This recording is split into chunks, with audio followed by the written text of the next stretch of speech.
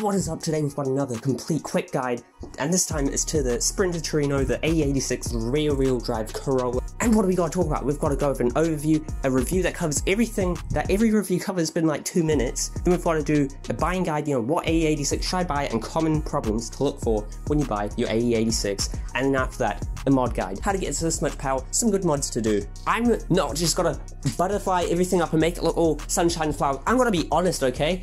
But it's good, cast. It's gonna sound good. You know, I am being honest. Let's get into it. They gon' finish. Yeah, I'm on call with a hit or two. No small talk, me and Mr. News pull up with a flex on the ball in the back.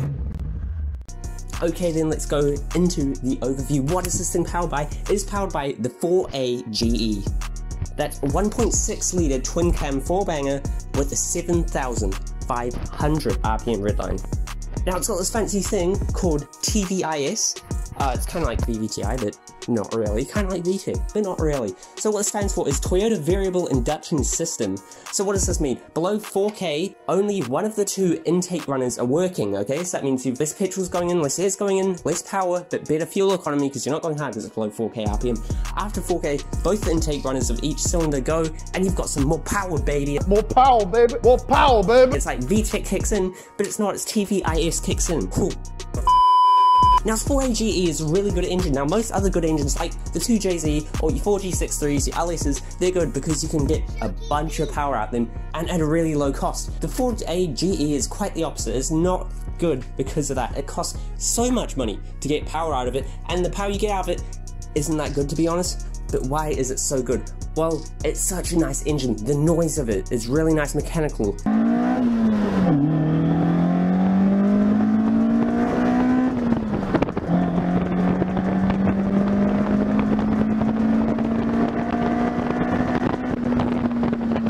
That 7,500 RPM redline, the power delivery is very nice, and it just has a sort of character about it that is encouraging you to go faster, chase the redline. It's got such a nice character around it, and it just makes it so much more fun to drive. This 4AGE, how much power does it put out? 128 horsepower. Yeah, I mean, it's not much. But then again, this thing only weighs about 950 kg. It is so light, rear-wheel drive. So what is a 0 to 100? Then it's 8 seconds, a 16-second quarter mile. So it's not really that fast. But that's not the point of this car. It isn't about going down straight lines or going around tracks really fast. It's kind of like Miata in that sense. It's about having a fun drive, you know? It's really raw mechanical. You have to get involved. It encourages you to push yourself to the limit. You get a nice feeling through everything. It's just such a nice joy to drive fast. So it's kind of like a Miata, but more so because this is raw. It encourages you way more.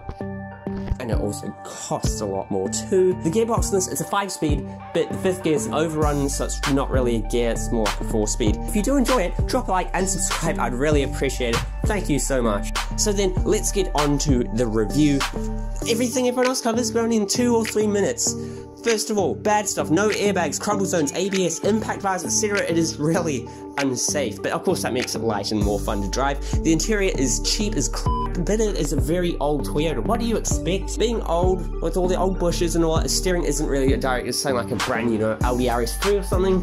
But it's old, so we can forgive it for that. And they are expensive as hell for what they are. Some old little Toyota with a 1.6, 128 horsepower. It costs a lot. It's not, it shouldn't be that price, boys. Oh, God. And, the 4AGE, while it can hold a good amount of power, it costs heaps to modify. Jesus, and the gains are not big. So now, let's go on to the good stuff, because there's a lot of this. First of all, we've got that 4-wheel disc, no drum brakes. And this is such an old car, and it's a, you know, it was a relatively cheap car for the time. It had all disc brakes, that's so good. You know, you've got cars, you know, 2007 Mazdas that still have drum brakes. Brand new Ford Rangers still have drum brakes in the brack. Another good thing is so light, because, you know, it doesn't have the ABS or any of that. And it's just really exhilarating to drive. It is so, I don't know, it just makes you like, oh, push yourself, boy, go faster. And it tells you everything that's happening through the steering wheel, the brakes, under your ass, all of that. Funner than even an MX-5, so they think they're pretty fun, and no. And there's a really good balance between it, sort of like a 50-50 front to back balance, but not also that sort of the balance of how controllable it is. You can easily get an oversteer, and if you do get understeer, it is so easy to fix. That's another really good, and it's a really planted feeling car for something that's so light, and there's this really nice delicacy to all the controls. It's like a piece of art, really. And engine sound for that 4AGE is godly.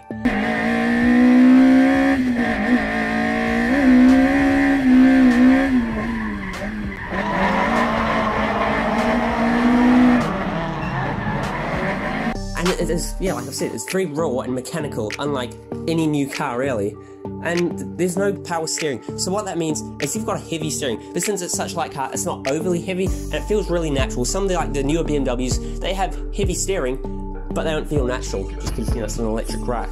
Even with power steering, sometimes that can be the case, but yeah. Okay, now a buying guide. Let's choose an AE86 to buy. Now, if you're from America, you didn't get the genuine AE86. Instead, you got the Corolla GTS. Now, it's technically an AE88. Some say it's an AE86. It's not a genuine AE86. It's got less power. It's ugly. You know, these big bumpers and all that. Not very nice. But yeah, you can still. It is still very, very similar. There's all these things like Trueno, live-in. So live-in means it's got headlights. Trueno means it's got pop-ups. Heaps of people love pop-ups. And also both of them come in sedan or hatch. Of course, the most expensive one is probably the Trueno hatch, because Initial D happened. I play Pokemon Go every day. I play Pokemon Go. I play Pokemon Go every day. And that makes it really rare and really expensive for a little hatchback Toyota. So that's basically it. Now, what to look for when we buy it? These are actually pretty reliable. So the only real thing is rust, like any old car has. So your wheel arches behind or under the rear bumper, under the tail lights, under the rocker panels, edges of the trunk doors and fenders, mostly the bottom of the fenders. Just check there, make sure there's no rust, and yeah, just make sure everything's solid with it, because it's an old car. But that, you know, the engine and the tranny are pretty reliable. That's another thing that makes the 4AGE great. It's pretty reliable too. And also, just one thing that could be a little bit expensive, listen to a hum from the back. It could be the back wheel bearing, and we don't want to replace that, do we?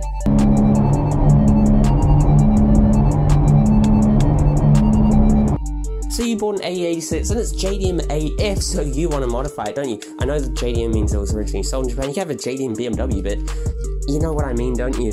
So, mods, good ones. LSD and coilovers. That will transform the handling so much, especially the LSD. Oh my god, it'll be so amazing. Another good thing on the interior is seats, so you get gripped in there. You don't fall out of your seat when you're cornering. A steering wheel and a shift knob, they'll add a more mechanical feel to your nice, even smaller steering wheel.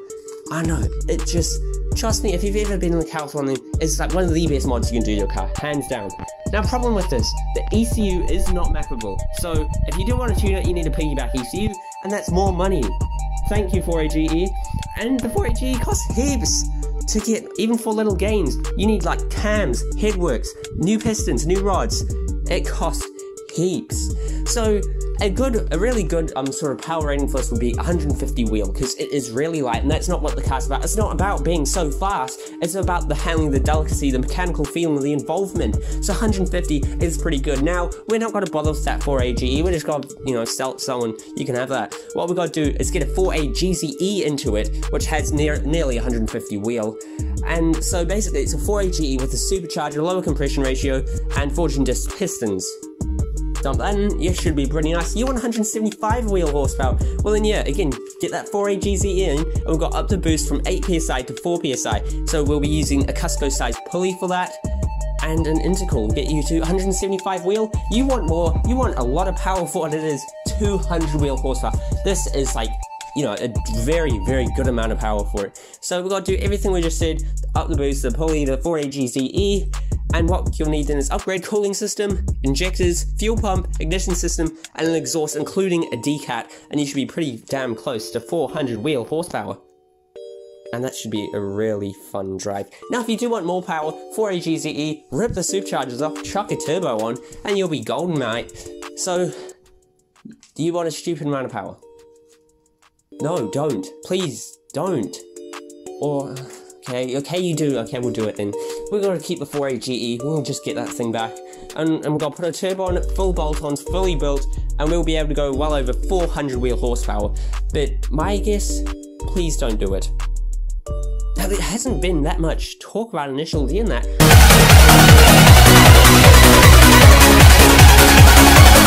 Which is really surprising. But one thing, okay, if you are going for the Initial D look, one thing I do want to say that a lot of people miss is the hood.